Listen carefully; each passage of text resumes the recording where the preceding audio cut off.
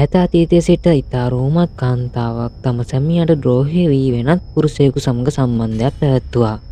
මෙය දැනගත් ඇගේ සැමියා ඉතා කෝපයට පත්වී ඇය තව දුරටත් ගමේ සිටින රූමත්ම කාන්තාව නොවන බවට වගවාලා ගැනීම සඳහා ඇගේ කට කන්න තෙක්ම විකෘති වන ලෙස කැපුවා.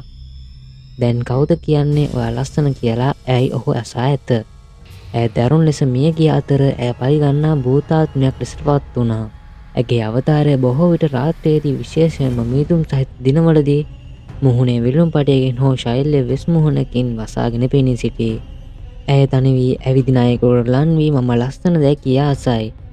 ඔබ එවිට ඔහු යැයි පැවසුවොත් ඇය වෙස් මුහුණ ඉවත් කර ඇගේ විකෘති වූ කන තෙක්ම පැලුණු කට පෙන්වා නැවතත් අසයි.